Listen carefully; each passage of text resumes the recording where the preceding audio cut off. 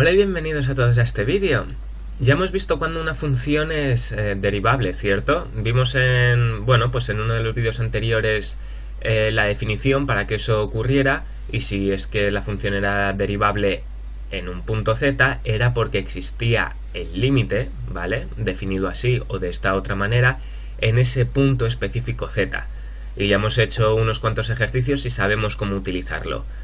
Ahora lo que vamos a ver es una característica o algo que implica ser diferenciable, y es que si yo puedo hacer la derivada de una función en un punto, ¿vale? Entonces la función es continua en ese punto. ¿Por qué es esto importante? Bueno, pues porque al principio, ¿no?, cuando uno está aprendiendo, sin querer puede extrapolar que lo contrario también debe de ocurrir. Si el enunciado es que ser diferenciable implica ser continua, uno tiende a pensar, pues entonces si no es diferenciable, pues entonces esa función no será continua. Pero eso no es lo que dice el teorema que vamos a ver para nada, ¿de acuerdo? De hecho, tenemos un caso en los ejercicios que hemos hecho que era este de aquí, el módulo de z al cuadrado. Hemos visto que esta función solo era diferenciable o derivable en z igual a 0. O lo que es lo mismo, no es diferenciable o no es derivable en todo el plano complejo menos aquí. Sin embargo, a pesar de que esta función no es derivable en todo el plano complejo menos en 0, sí que es continua, ¿no? Esta función, si yo digo que f de z es igual al módulo de z al cuadrado, esta función es continua en todo el plano complejo. Tú puedes poner aquí cualquier z, no tiene problemas de dominio, o sea que es continua. Por lo tanto, lo esencial de aquí es que no confundáis estas dos cosas. Ser diferenciable implica ser continua, que es lo que vamos a demostrar. Pero eso no quiere decir que si una función no es diferenciable, no sea continua, ¿de acuerdo? Eso para nada.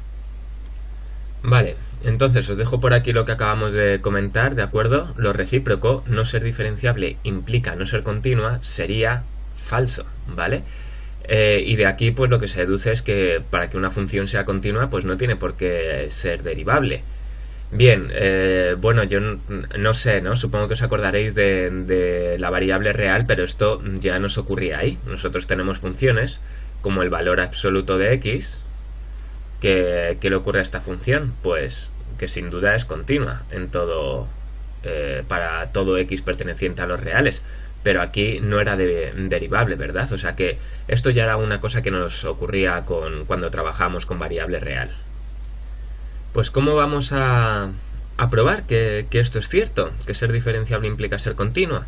Pues fijaros, lo vamos a hacer con un gráfico como si trabajáramos en variable real, porque con variable compleja va a ser totalmente lo mismo, ¿de acuerdo?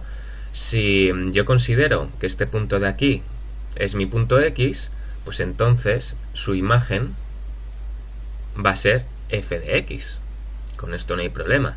Y si ahora cojo otro punto, que lo voy a llamar x sub 1, este de aquí, pues su imagen, ¿qué será? Pues será f de x sub 1.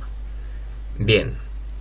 ¿Qué es lo que quiero probar? Pues fijaros, ¿no? Yo he pintado aquí una gráfica, una función que es continua, se ve claramente, ¿no? De forma intuitiva es continua, no he tenido que levantar el boli del papel, por lo tanto, bueno, de forma intuitiva esta gráfica es continua.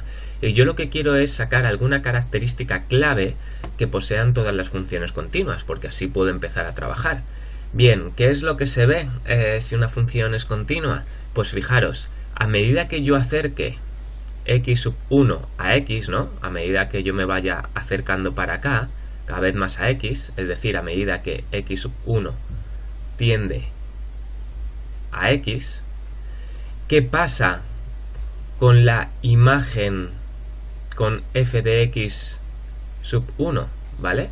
¿Qué pasa con este punto de aquí? A medida que me voy acercando, ¿a qué se parece el punto? Pues la imagen de este punto se acerca cada vez más a f de x, de hecho, ¿no? Lo cual tiene toda la lógica, porque si yo voy acercando este x sub 1 cada vez más a x, pues por lo tanto su imagen se acerca cada vez más a f de x. Por lo tanto, en el límite en el que x sub 1 se acerca mucho a x, la imagen de x sub 1 toma el valor de la imagen de x. ¿Os dais cuenta? Y de forma análoga, en variable compleja lo que tendremos es que el límite, cuando el número z sub 1 se acerca al número z, ¿vale? En ese límite, la imagen de nuestro número z sub 1 va a tomar el valor de la imagen de z. Bien, y ahora este límite lo podemos reescribir de otra forma. Yo podría decir que entonces el límite, cuando z sub 1 tiende a z, y fijaros, ¿no?, lo que voy a hacer ahora. Voy a pasar este f de z al otro lado, de forma que tendría el límite de f de z sub 1 menos f de z. Pero claro, nosotros estamos diciendo, ¿no?, que en este límite f de z sub 1 está cogiendo la imagen f de z, ¿sí? Por lo tanto, esta resta de aquí daría 0, es decir, que este límite lo puedo reescribir como este otro, que es igual a 0. Bien, entonces, por un lado, estoy diciendo que todo esto de aquí sería 0, ¿verdad? Vale.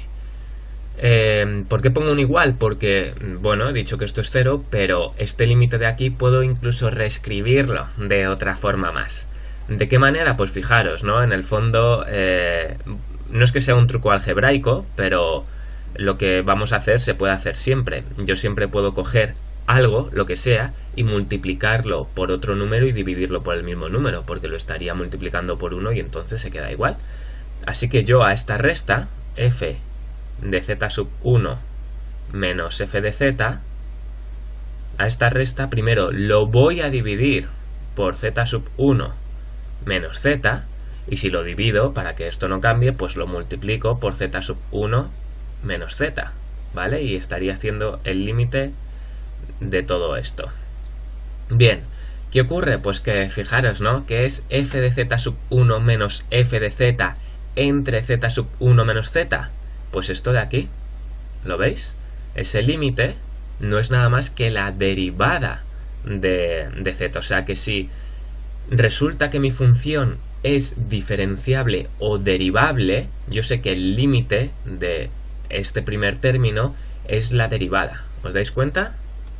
Vale, pues fijaros, de este límite simplemente lo he separado en dos límites, ¿no? En la multiplicación, primero de esto de aquí por el siguiente límite.